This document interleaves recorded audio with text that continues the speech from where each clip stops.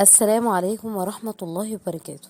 النهاردة حابة أكلمكم عن موضوع ممكن معظمنا يكون بيعاني منه أو بيشوفه بيحصل قدام عينيه، وهو موضوع الإهانة وإزاي نقدر نتعامل معاها، اللي أحيانا بيكون سببها غيرة أو عدم تقبل وجهة نظر الآخر، أو إن أنا ما بقدرش أتحكم في انفعالاتي، فده بيخليني ممكن أهين اللي قدامي.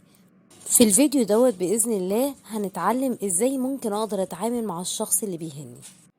سمية، المحل اللي انا بقولك عليه اللي بيبيع حاجات كويسة جدا موجود في اخر الشارع. تعالي افرجك عليه. على فكرة انت ما بتفهميش، والمحل حاجاته وحشة جدا.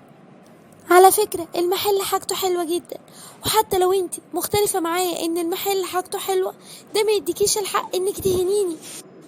ايوه انت ما بتفهميش وشايفة كل حاجة حلوة. شكرا، وانا مش هسمع اهانة اكتر من كده. نور حبيبتي عاملة ايه؟ وسمية صاحبتك عاملة ايه؟ انا الحمد لله. اما بالنسبة لسمية انا زعلانة منها جدا. زعلانة منها ليه؟ الايام ديت يا ماما كل ما نكون مختلفين في حاجة لازم ترد على الاختلاف بإهانة، لا اما باستهزاء. طيب وانت عملتي ايه لما هي حاولت تهينك؟ قلت لها ان انا مش هتقبل اهانة تاني في الكلام وسبتها ومشيت. بس هي بقت تكرر الموضوع كتير معايا، فشكل كده المرة الجاية انا اللي ههنا ومش هستنى هي اللي تهني. لا طبعا ما ينفعش ان احنا نرد الإهانة بالإهانة.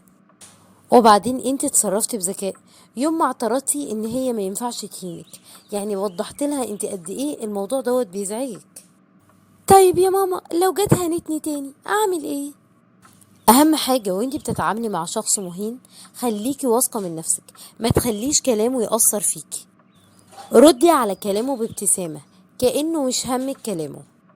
ولو حسيتي ان الشخص المهين في حالة غضب، قوليله لما نهدى هنبقى نكمل كلامنا. يعني يا ماما لازم يكون عندي ذكاء وحكمة وانا بتعامل مع الشخص المهين، صح؟ ايوه طبعا صح، لان انتي بتتعاملي مع الشخص المهين، ده بيبين قد ايه انتي ممكن تقدري تتحكمي في غضبك، وقد ايه انتي ممكن تكوني انسانة راقية، وتعلمي انك ما ترديش الإهانة بالإهانة.